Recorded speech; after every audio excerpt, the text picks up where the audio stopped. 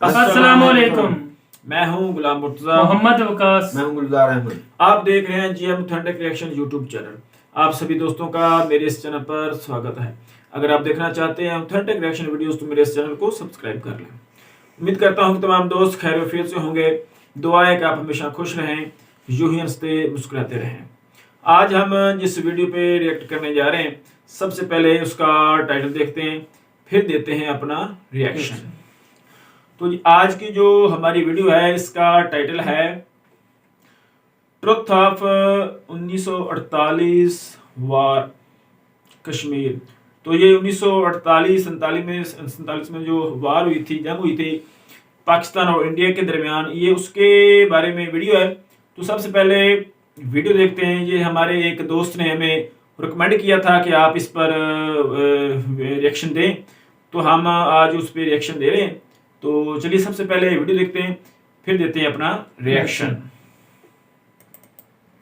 इस वीडियो में बताई गई सारी जानकारी पब्लिक प्लेटफॉर्म पर उपलब्ध है। इसमें ऐसी कोई जानकारी नहीं दी गई है जिससे हमारे सुरक्षा बलों की गोपनीयता भंग होती है। डिफेंस डिटेक्टिव सेना का सम्मान करता है और उन्हीं जानकारियों के आधार पर काम करता है जो सार्वजनिक रूप से मौजूद हैं। नमस्कार दोस्तों, डिफेंस डिटेक्टिव के एक और एपिसोड में आपका स्वागत है। मैं हूं आलोक। तो आज का जो ये वीडियो मैं लेकर आया हूं, ये है बेहद खास, क्योंकि ये है भारत और पाकिस्तान के बीच हुए पहले जंग यानी कि 1947 की, जिसे फर्स्ट वॉर ऑफ कश्मीर भी कहा जाता है। और ये जंग चली थी करीब 14 दिनों तक। और कश्मीर में जो मौजूदा हालात हैं उसके लिए पूरी तरह पाकिस्तान जिम्मेदार है, क्योंकि अगर पाकिस्तान ने लालच नहीं किया होता तो आज जो कश्मीर में हालात हैं वो हालात ऐसे नहीं होते। ना ही पाकिस्तानी कब्जे वाला कश्मीर होता, ना ही इसके लिए दोनों देशों के बीच 4 बार युद्ध होता। और वैसे इसे पाकिस्तान की एक नादानी कह सकते हैं या इसे बेवकूफ़ी कह सकते हैं कि उसकी एक छोटी सी गलती, छोटी सी नादानी, एक छोटी सी भूल ने इतने बड़े विवाद को जन्म दे दिया। पाकिस्तान को आजादी मिली 14 अगस्त 1947 को, और 2 महीने बाद ही उसने कश्मीर पर हमला कर दिया। इसका नाम दिया गया ऑपरेशन गुलमर्ग। 5000 से ज्यादा कबायली अचानक कश्मीर में घुस आए। इनमें पाकिस्तानी सेना के जवान भी थे जो इन्हीं की वेशभूषा में थे। बंदूकें, मशीन गन, मोटार से ये लैस थे। इनका इरादा श्रीनगर पर कब्जा करने का था, क्योंकि एक बार श्रीनगर पर कब्जा हो जाता तो पूरा कश्मीर पाकिस्तान का हो जाता। इंडिया से मैं समझता हूँ कोई खतरा नहीं। हमने 4 जंगें लड़ी, उनसे सब हमने शुरू किया, उन्होंने कोई जंग नहीं किया। अच्छा, हमने शुरू की। हमने किया पहली जंग 1947 में जब पाकिस्तान बना। खान अब्दुल कयूम खान था चीफ मिनिस्टर फ्रंटियर का। उसके कहने पर, उसके मशवरे पर, उसकी हिमा पर, उसकी वजह से ज़्यादातर ये लश्कर भेजने शुरू कर दिए उन्होंने कश्मीर में। इन्होंने वहाँ लश्कर भेजने शुरू कर दिए, फौज भेजने शुरू कर दिए, फौजी जो छुट्टी पर भेजना शुरू किया और ये हमला शुरू कर दिया। और जब श्रीनगर पहुंचे तो जो कबायली गए थे जिन्हें ट्रकों में, वो तो लूट मार का सामान ट्रकों में लेकर वापस आने शुरू हो गए और फौज थोड़ी सी वहाँ रह गई और इंडिया ने अपनी फौज भेजी, उसने एक्सीड कर दिया हिंदुस्तान को। चारों जो जंग हुई उसमें पहल हमने की, पहल हिंदुस्तान की तरफ से नहीं हुई। अच्छा, क्या हुआ? क्या पहली बात तो ये कि पहली जंग आपकी 47-48 में हुई। आपने ये फैसला किया कि कश्मीर के ऊपर हो सकता है कि हिंदुस्तान गड़बड़ कर दे। आना तो आपको था, मगर हो सकता है हिंदुस्तान गड़बड़ कर दे। तो आपने सिकंदर मिर्जा साहब से, जो बाद में जाके सदर भी बने पाकिस्तान के, और वो थे उस वक्त पेशावर में कमिश्नर, और उनसे ये कहा गया कि आप कबायली लश्कर इकट्ठा करें। हम ये नहीं चाहते कि हमारी फौज जो है वो बॉर्डर क्रॉस करे, इंटरवेंशन करे कश्मीर में, क्योंकि ये एक आईनी तौर पे कश्मीर मुस्लिम मेजॉरिटी एरिया था, हालांकि राजा वहां का हिंदू था। तो मगर यहाँ ये ख्याल था कि शायद यहाँ गड़बड़ ना हो जाए, तो इसलिए इन्होंने ये फैसला किया कि फौज नहीं जाएगी मगर लश्कर भेजेंगे, कबायली लश्कर, और प्रिटेंड ये करेंगे कि ये एक स्पॉन्टेनियस किस्म की अपराइजिंग है, इसके पीछे हमारा हाथ नहीं है। तो आपने एक ऑर्गेनाइज प्लान के तहत आपने कबायली लश्कर भेज दिए। 21 अक्टूबर 1947 को कबायलियों ने कश्मीर पर हमला कर दिया, और इन कबायलियों का जो नेतृत्व कर रहा था उसका नाम था खुर्शीद अनवर, जो कि एक पाकिस्तानी सेना का अफसर था। महाराजा हरि सिंह ने ब्रिगेडियर राजेंद्र सिंह थे उनको सुरक्षा की जिम्मेदारी दी, उनको कबायलियों को भगाने की जिम्मेदारी दी। राजेंद्र सिंह बादामी बाग छावनी में करीब 300 सैनिक थे उस समय, और ब्रिगेडियर राजेंद्र सिंह ने वहां से 150 सैनिकों की एक टुकड़ी ली और कबायलियों से लड़ने के लिए निकल पड़े। महुरा में उनकी जो लड़ाई हुई है अपने ब्रिगेडियर राजेंद्र सिंह की और लश्कर की, महुरा और बोनिहार के दरमियान, ये बारामूला में इलाके पड़ते हैं। 23 को ये लड़ाई होती रही और 23 शाम को उनको हलाक कर दिया गया, और 24 को जो था खुर्शीद अनवर का लश्कर जो था, जितने भी हमारे स्टेट फोर्स के 150 आदमी वो भी हलाक हो गए, और ब्रिगेडियर जो थे अपने राजेंद्र सिंह वो भी वहाँ पे हलाक हो गए। और 24 सुबह को जो थे ये खुर्शीद अनवर जो थे वो वहाँ पे पहुँच गए, क्या नाम लेते हैं, बारामूला में, और उन्होंने कब्जा कर लिया, क्योंकि वहाँ पे मुकाबले के लिए था ही कोई नहीं, जो मुकाबले में थे वो सारे मारे जा चुके थे। ब्रिगेडियर राजेंद्र सिंह आखिरी दम तक कबायलियों से लड़ते रहे। उनकी इसी वीरता की वजह से उन्हें मरणोपरांत आजाद भारत का पहला महावीर चक्र देकर सम्मानित किया गया। खुर्शीद अनवर बारामूला तक पहुंच गया था। श्रीनगर ज्यादा दूर नहीं था, लेकिन इस बीच एक ऐसा काम हुआ जिसने खुर्शीद अनवर को गुस्सा दिला दिया। दरअसल खुर्शीद अनवर जब कबायलियों का लश्कर लेकर चला तो उससे ये वादा किया गया था कि भाई अगर तुमने श्रीनगर पहुंच गए और वहां पर फतह कर लिया या उसके इलाकों को कब्जा कर लिया तो तुम्हें वहां का प्रेसिडेंट बना दिया जाएगा। लेकिन हुआ क्या, इसके बारे में आपको बताता हूँ। दरअसल पुंछ में सरदार इब्राहिम खान था, उसने पुंछ पर कब्जा कर लिया। वो वहां के लोगों को साथ मिला लिया, उसने बगावत कर दी और कब्जा कर लिया और खुद को प्रेसिडेंट घोषित कर दिया। इसके बाद जब ये बात खुर्शीद अनवर को पता चली तो वो गुस्से से आग बबूला हो गया। तो खुर्शीद अनवर को बहुत गुस्सा आया, क्योंकि उनको खुर्शीद अनवर जो थे वो NWFP से लश्कर लेकर चले थे कश्मीर, श्रीनगर को फतह करने के लिए, और उन्हें ये कहा गया था कि जब आप कश्मीर पहुंचोगे तो हम आपको वहाँ का जो था वहाँ का प्रेसिडेंट बना देंगे। लेकिन प्रेसिडेंट तो इब्राहिम खान बन गया, इसलिए उनकी और खुर्शीद अनवर की आपस में टसल शुरू हो गई। और खुर्शीद अनवर ने अपने फौज को कहा कि आप इससे आगे अभी नहीं जाएंगे, आप इस वक्त आप फ्री हो, आप बारामूला में आप खाओ पियो लूटो, और घरों को जो भी लूट सकते हो, जितना लूट सकते हो लूटो, जितना कत्लो गारत कर सकते हो कत्लो गारत करो, और जब तक कि हमें ये आर्डर नहीं मिलता कि मैं प्रेसिडेंट बन जाऊं और मैं आगे जाऊं। खुर्शीद अनवर ने अब पाकिस्तानी सरकार को एक चिट्ठी लिखी और इस चिट्ठी में उसने मांग की कि उसे प्रेसिडेंट बना दिया जाए, क्योंकि श्रीनगर उसकी जेब में है। अब यहां पर पाकिस्तानी सेना और पाकिस्तानी सरकार दोनों फंस गई, क्योंकि अगर उन्होंने ऐसा किया और अगर वो ऐसा करते, यानी कि खुर्शीद अनवर को प्रेसिडेंट बनाने की घोषणा कर देते, तो सारा प्लान मटियामेट हो जाता। कश्मीर को लेकर हुई इस पहली जंग की प्लानिंग की थी मेजर जनरल अकबर खान ने। रिटायर होने के बाद इन्होंने इस पर एक किताब लिखी जिसका नाम है raiders in Kashmir, story of the Kashmir war 1947 to 1948। इसमें उन्होंने इस घटना का जिक्र किया है। उनके मुताबिक वो खुर्शीद अनवर को आगे बढ़ने के लिए मनाते रहे, उसे कहा कि श्रीनगर पहुंचो तो फैसला करते हैं, लेकिन खुर्शीद अनवर आगे नहीं बढ़ा। वो अड़ा रहा कि जब तक उसे प्रेसिडेंट नहीं बनाया जाता वो 1 इंच भी आगे नहीं बढ़ेगा। सिख का सर, हिंदू का जर और मुसलमान का घर, जो मुसलमान के घरों में, उनको ये था कि मुसलमान के घरों में रहो, वहाँ पे जो चाहते हो वो करो। हिंदू का जार, हिंदू जहाँ भी देखो उनका जार, उनके पैसे लूट लो, और सिख जहाँ भी आपको मिले इसको खत्म कर दो।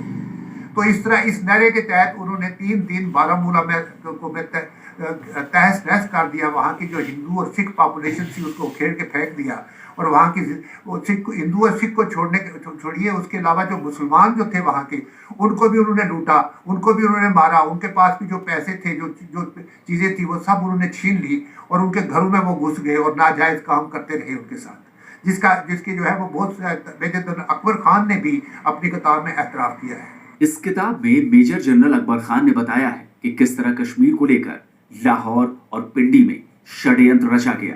अकबर खान लिखते हैं कि मुस्लिम लीग के तत्कालीन नेता मियां इफ्तिकारुद्दीन ने सितंबर के महीने में उनसे कहा कि पाकिस्तान जम्मू कश्मीर पर कब्जा करना चाहता है, इसके लिए एक विस्तृत योजना बनाई जाए। मेजर जनरल अकबर खान आगे लिखते हैं कि ऐसा आदेश मिलने के बाद उन्होंने आर्म्ड रिवोल्ट इन कश्मीर नाम से एक योजना तैयार की, लेकिन इसमें एक समस्या थी। वो समस्या ये थी कि पाकिस्तान की तरफ से अगर सीधी कार्रवाई की जाएगी तो दुनिया भर में इसका संदेश ठीक नहीं जाएगा। इसलिए कश्मीरियों में अलगाव की भावना पैदा की जाए और उन्हें मदद देकर मजबूत किया जाए और इसका भी ध्यान रखा जाए कि इन सबके बीच भारत की तरफ से जम्मू कश्मीर को कोई सैन्य मदद न मिलने पाए। अहमकाना सोच थी ये।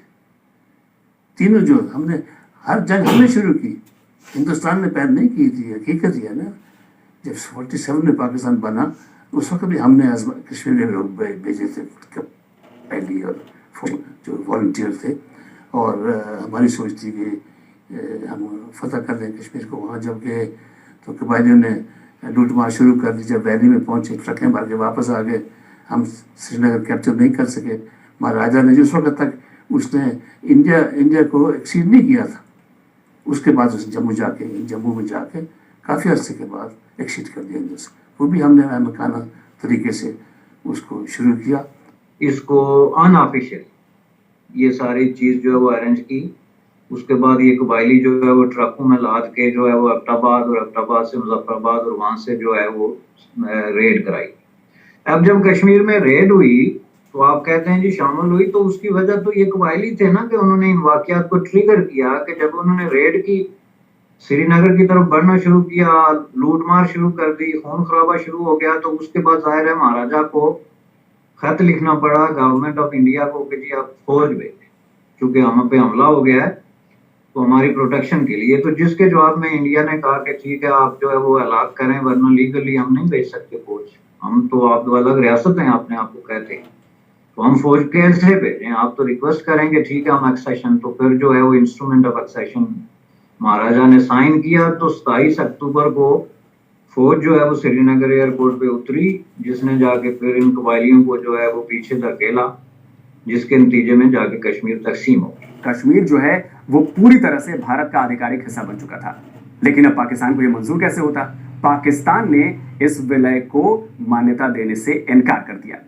इसके बाद गवर्नर जनरल मोहम्मद अली जिन्ना ने Pakistani army chief general Douglas Gracey, जो कि अंग्रेज थे, उन्हें कश्मीर पर हमला करने के लिए बोला। लेकिन जनरल ग्रेसी ने ऐसा करने से मना कर दिया। दरअसल उस समय तक भारतीय और पाकिस्तानी फौज दोनों ही ज्वाइंट कमांड में थी। फील्ड मार्शल ऑचिन लेक को जब इसकी जानकारी Pakistani army chief general Douglas Gracey ने दी, तो फील्ड मार्शल ऑचिन लेक ने कहा कि दोनों ही तरफ ब्रिटिश अधिकारी और जवान हैं और वो ब्रिटेन की महारानी के कमांड में आते हैं, इसलिए आपस में नहीं लड़ सकते। इसी वजह से पाकिस्तान ने कबायलियों को भेजा, उन्हें हथियार दिए और उनके साथ अपने उन जवानों और अधिकारियों को लगाया जो छुट्टी पर थे। वो सारे के सारे ऑफिशियल लोग थे जो पाकिस्तान के सरकारी ओहदों पर फाइज थे। उसके लिए जो माल पैसे जो है वो आए, वो पाकिस्तान की ट्रेजरी से आए। बाकायदा जो है वो वजीर खजाना जो है उसने वो पैसे सैंक्शन किए और उसको उसने खुर्शीद अनवर के हवाले किए। ये सारी चीजें आप सरदार शौकत अय्याज की किताब में वाज़ेह तौर पे लिखी हुई हैं। करीब 10,000 कबायलियों को, जिसमें पाकिस्तानी सेना के जवान भी थे, उन्हें 3 भागों में बांटा गया। पहले कॉलम में 5,000 कबायली रखे गए, उन्हें श्रीनगर की तरफ उरी, बारामूला और पाटन होते हुए बढ़ने को कहा गया। दूसरे कॉलम में 3,000 कबायलियों को रखा गया, उन्हें सोपोर की तरफ से बढ़ने का आदेश दिया गया। तीसरे कॉलम में 2,000 कबायली रखे गए और उन्हें गुलमर्ग और बडगाम होते हुए श्रीनगर एयरफील्ड की तरफ कूच करने का आदेश दिया गया। इन सभी को मशीन गन्स और मोटार का सपोर्ट दिया गया। जम्मू कश्मीर की स्टेट फोर्स का कत्लेआम करते, इलाकों को लूटते हुए कबायली आगे बढ़ते रहे। 10 दिनों के भीतर ये श्रीनगर के बेहद करीब पहुंच चुके थे। अच्छा, पाकिस्तान ने यहाँ पर एक तीर से 2 शिकार करने की योजना बनाई। जो पहला उनका टारगेट था वो ये था कि अगर कबायलियों ने श्रीनगर पर कब्जा कर लिया तो भाई क्या होगा, महाराजा हरि सिंह के पास श्रीनगर को छोड़कर भागने का और कोई चारा नहीं रहेगा। और दूसरा जो टारगेट ये था कि अगर मान लीजिए अगर भारतीय सेना वहां पहुंच जाती है तो कबायलियों से उनका कड़ा मुकाबला होगा, और कबायली चूंकि पूरी तरह श्रीनगर पर कब्जा कर चुके होंगे तो वहां से कबायलियों को हटाना मुमकिन नहीं हो पाएगा। लेकिन ये पाकिस्तान की बहुत बड़ी भूल थी, उनकी बहुत बड़ी कमजोर प्लानिंग थी। जब आपने कबायली लश्कर भेजे तो कोशिश ये थी कि वहां एक अनार्की क्रिएट की जाए, डिस्टेबलाइजेशन क्रिएट की जाए, और जो राजा है वो वहां से भाग जाए, उसे खतरा महसूस हो वो वहां से भाग जाए, ना हिंदुस्तान की मदाखलत हो ना आपकी हो, वहां एक सीजर ऑफ स्टेट पार हो जाए और उसके बाद उसकी एक्सेशन ऑटोमेटिकली आपकी तरफ हो जाए। तो ये जो ट्राइबल लश्कर आपने वहां भेजे, इससे फिर ये हुआ कि हिंदुस्तान ने जो राजा था वहां का उसको उसकी मदद के लिए अपनी फौज भेजनी पड़ी। क्योंकि ये सारी बातें डिस्टेबलाइज कर रहे थे, इनको मिल रही थी, सक्सेस भी मिल रही थी। और उससे फिर आपने बाद में अपनी भी फिर फौज भेजनी पड़ी, फिर इसीलिए फिर कश्मीर डिवाइड हो गया। जो हिस्सा आपने ले लिया वो आपके वाले बन गया, जो आजाद कश्मीर बना, लाइन ऑफ कंट्रोल बन गई, यूएन ने छलांग मार दी। ये अक्टूबर 47 की बात हो रही है, लड़ाई चल रही थी, एक साल बाद तक जनवरी 49 में सीज वॉर हुआ and Pakistani army formally joined the war in May. Battle of Tithwal जो कश्मीर में हुई, टीटवाल और कुपवारा के पास लड़ाई हुई थी, वो मई जून में हुई थी। वहां पे काफी इंडियन पाकिस्तानी लोग फौजी मरे।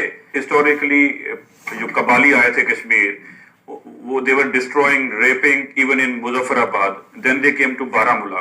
Baramulla where they started raping, plundering and all. At that point, Maharaja had to go to Mountbatten and say that, can Indian army come and help us? And why they cannot come till you don't sign an instrument of accession. So he signed it. और राजा जो था उसने accession treaty जो थी कि जी उसने कहा मैं पाकिस्तान को नहीं, मैं एक्सीड करता हूँ हिंदुस्तान को। तो आपने ये जो पहल की उसकी वजह से ये सारा एक नया इशू बन गया। अगर आप पहल ना करते तो पता नहीं हिंदुस्तान बात आपकी मानता या ना मानता, या रुख जो सियासी हालात थे वो क्या रुख इख्तियार करते। मगर क्योंकि आपने पहल कर दी थी, आपका ख्याल से ले लेते हैं या देखा जाएगा, तो इसलिए ये सारा कुछ हुआ। तो पहल आपने की, सबसे पहले आपने की, कबायली लश्कर आपने भेजे एक साजिश के तहत, और आपका कुछ प्लान्स थे वो पूरे ना हो सके, और फिर हिंदुस्तान ने रिएक्ट किया।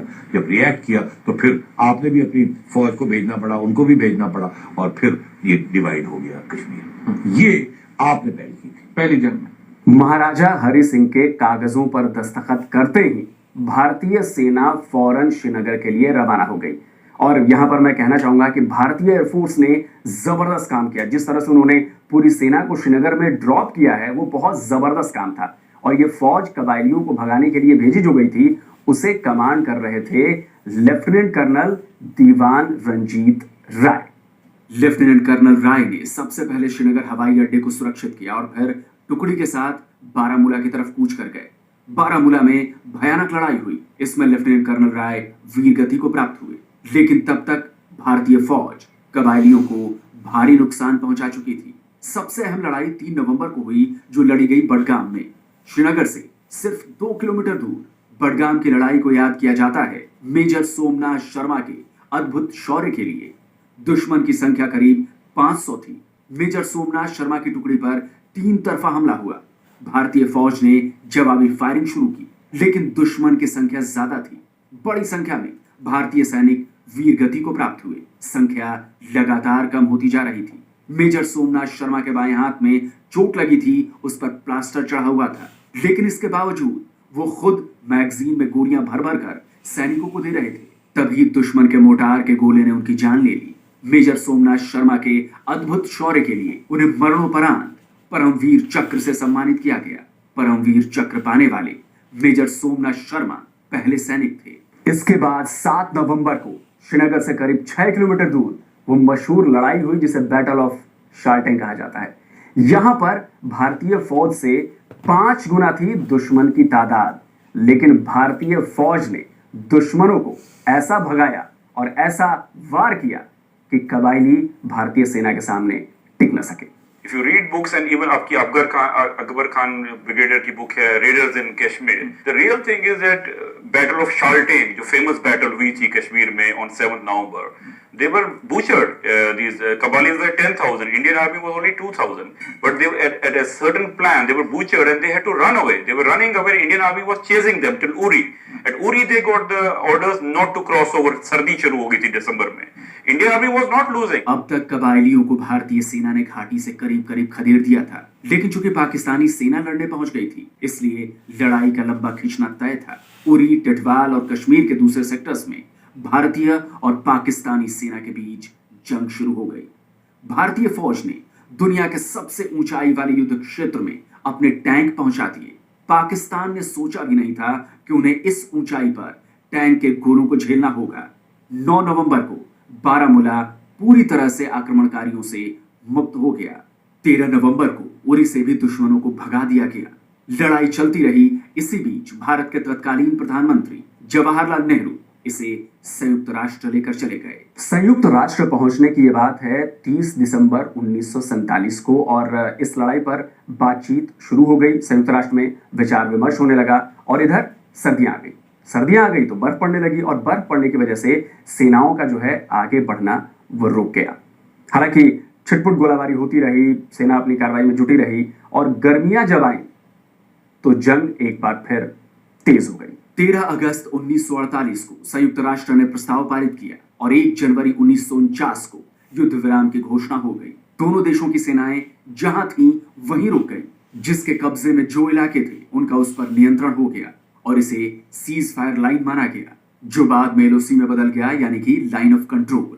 जो इलाके पाकिस्तान के कब्जे में रह गए उन्हें ही पीओके यानी पाकिस्तान ऑक्युपाइड कश्मीर कहते हैं। कश्मीर पर हुई यह पहली लड़ाई करीब 14 महीने तक चली।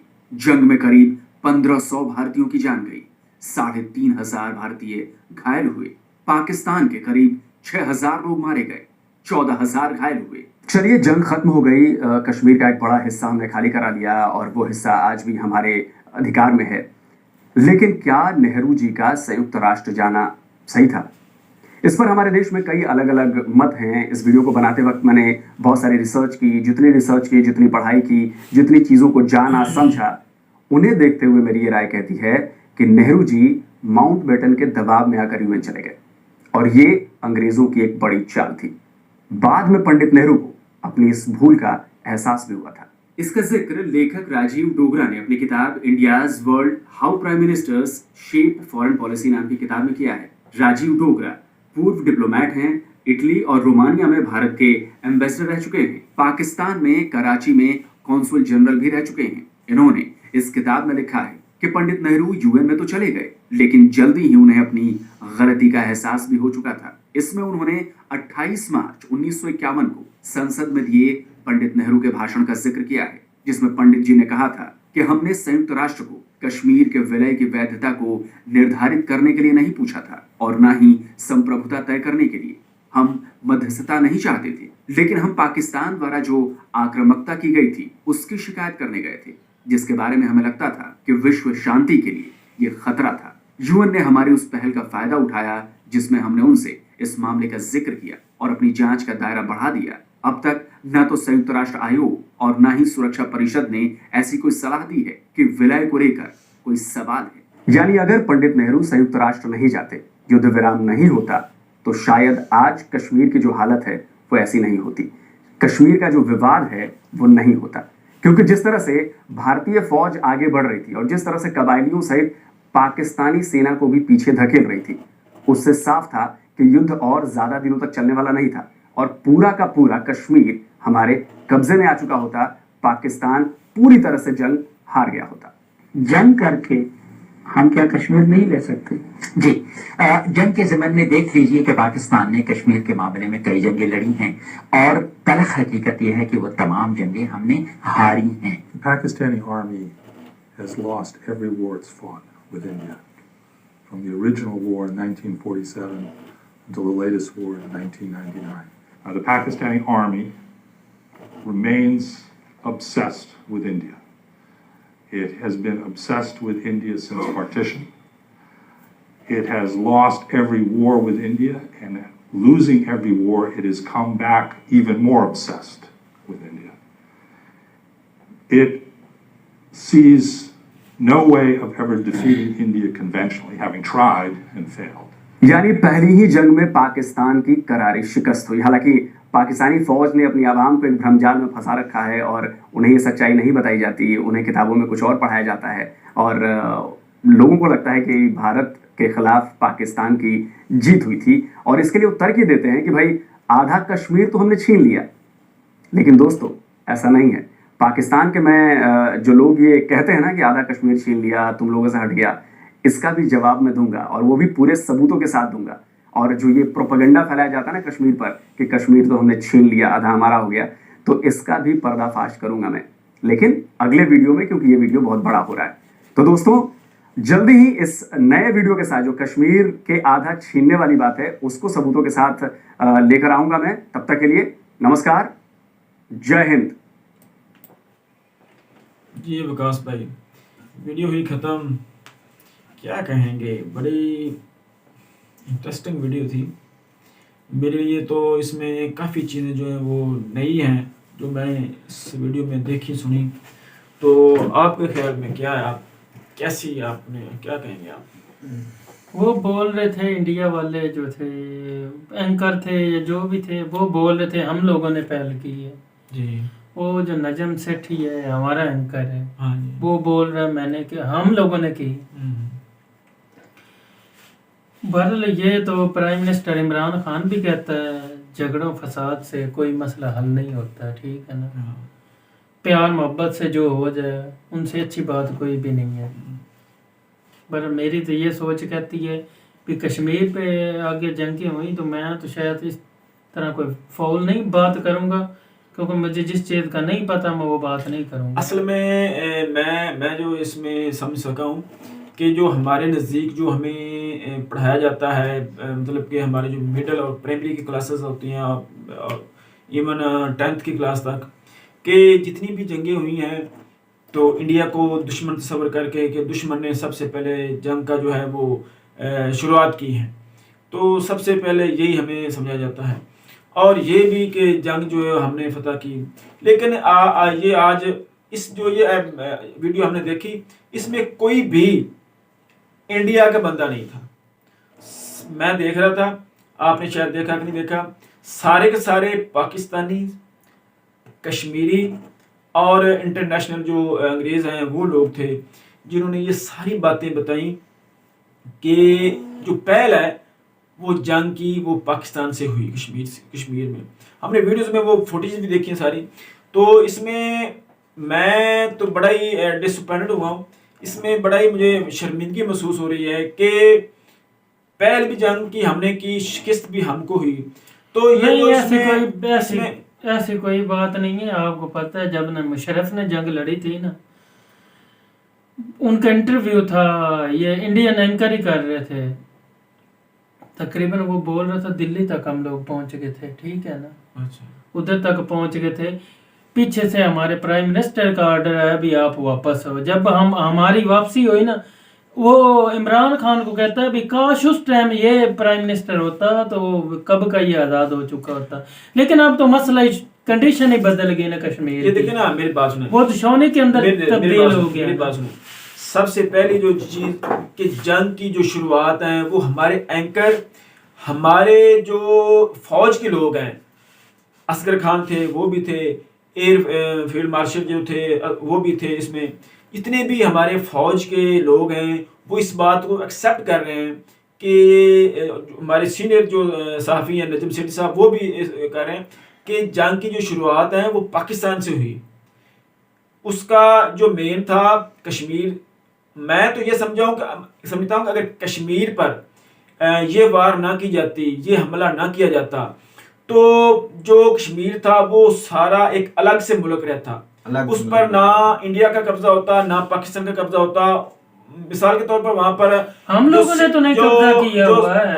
वहां पर सिख थे जो मेरे ख्याल हरि सिंह थे, मेरे ख्याल में हिंदू है या हिंदू, मेरे ख्याल में हरि सिंह थे, महाराजा हरि सिंह। वो उसकी जो थी ना वो हुक्मरानी थी, वो वहाँ के गवर्नर थे, मतलब कि उनके अंडर था ये सारा, महाराजा था। जो अगर वो सारा कश्मीर, ठीक है वो मुसलमान नहीं था लेकिन अक्सरियत जो थी वहां पर वो कश्मीर में मुसलमानों की थी। अगर वहां पर ये हमारी फौज जो है, ये हमारी फौज भी नहीं थी, क्योंकि वहां पर ये था कि हम जो बॉर्डर था वो क्रॉस नहीं कर सकते थे। ये जो कबायली लोग थे ना, कबायली जो इलाके थे, कुछ मेरे ख्याल में अफगानी थे या कबायली लोग थे, उनको मतलब कि हमारे जो गवर्नमेंट थी उन्होंने कहा कि आप जाएं, हम नहीं जा सकते, लेकिन उसमें अपने कोई जो फौजी हैं वो भी शामिल कर दिए। तो उन्होंने जाकर इंटरवेंशन की, वहां पर हमला किया और श्रीनगर तक पहुंच गए और सारा मतलब कि 5000 ये बंदों का जो लश्कर था मुसल्लह अफराद का वो गए। तो जब ये वहां के महाराजा को पता चला कि वहां पर ये हमें ये कब्जा करने जा रहे हैं, उन्होंने फिर मजबूरी में इंडिया से जो है वो मदद मांगी। तो इंडिया ने फिर फौज भेज दी इधर से। फिर जब पाकिस्तान इंडिया की फौज आई तो पाकिस्तान की भी फौज चली गई और जंग दोनों मिलके यानी कि आप में 14 दिन तक ये जो वार था ये जारी रहा। उसके नतीजे में फिर चलता चलता ये पूरा साल मतलब कि सर्दी के बाद भी चलता रहा। तो उस वक्त ये फिर यूएनओ ने दखलत की और वहाँ पर लाइन ऑफ कंट्रोल बनाई, जिसकी वजह से फिर जो कश्मीर था ये 2 टुकड़ों में तकसीम हो गया। जो पाकिस्तान के कब्जे में पाकिस्तान के कब्जे में आ गया, जो इंडिया के कब्जे में आ गया, इंडिया का वो उसकी तरफ रह गया। कश्मीर जो है वो उसकी जो है वो तकसीम हो गई।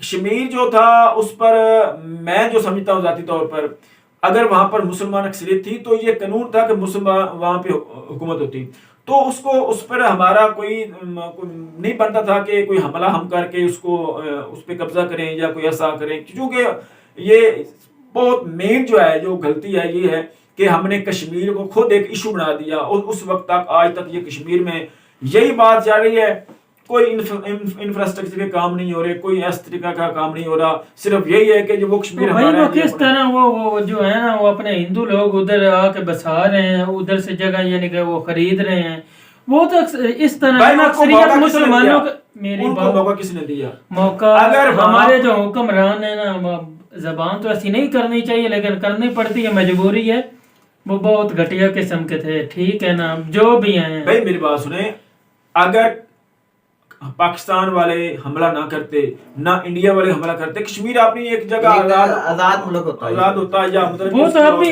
पाकिस्तान तो अभी नहीं, जो हमारे पास कश्मीर है हम तो लोग उनको आजादी दी हुई, वो अपनी मर्जी कर रहे हैं, हम लोगों ने तो लाइन ऑफ कंट्रोल लाइन तो लगी ना, बाउंड्री तो लगी, ये बात होगी कि ये इंडिया के हिस्से में आ गया, ये पाकिस्तान के हिस्से में। भाई आपकी बात बिल्कुल ठीक है, लेकिन हमारी तरफ जो कश्मीर है वो बिल्कुल अपनी आजादी से रहते हैं, ठीक है ना, वो जो उस तरफ है, ठीक है ना, श्रीनगर, उनको इनकी आर्मी ने लोगों को दबा के रखा हुआ है, ठीक है, बाहर तक इतनी आजादी नहीं है अभी, वो लोग नमाज पढ़ने जुम्मे तक नहीं आजादी।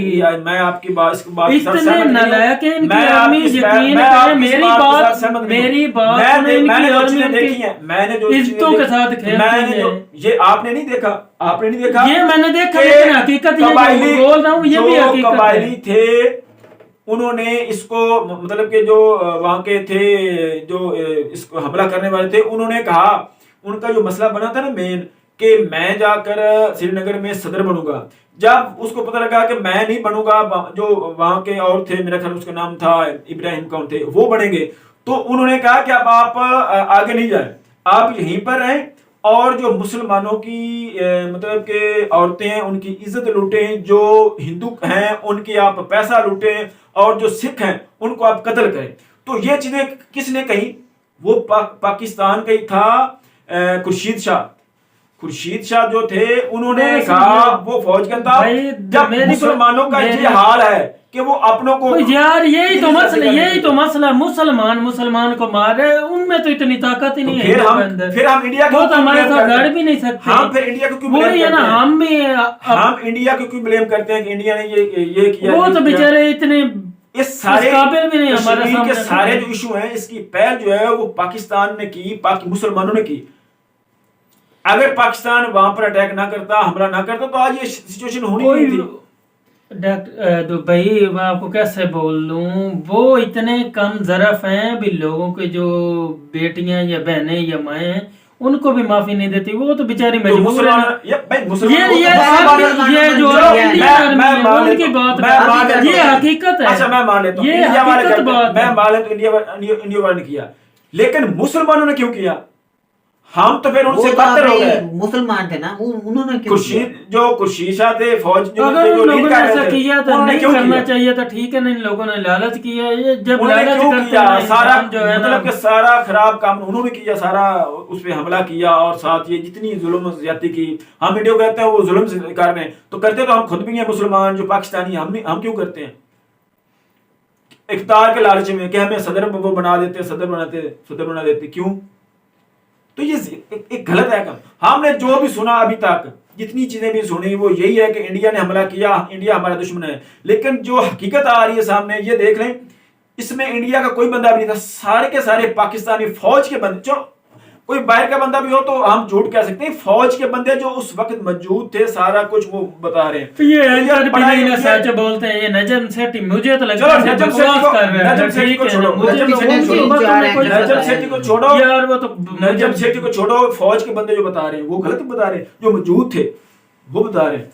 तो ऐसे हो जाता है ना, मेरी बात सुन लो, असल में ये लोग लालच देख के ऐसी बातें करवा लेते हैं, कोई नई बात नहीं है। नहीं, फौज वाले नहीं, ऐसी हो जाती हैं, लालच में सब कुछ हो जाता है, ठीक है, लोगों ने किया, लेकिन इस तरह मेरा दिल नहीं मानता। कश्मीर का जो मसला है ना, वो जितना आर्मी को अपनी को ये नहीं कि अच्छा समझ रहा, इतनी अच्छी है नहीं है। मैं उनकी न्यूज भी सुनता, उनके बारे में मुझे पता भी है जितनी को अच्छी है।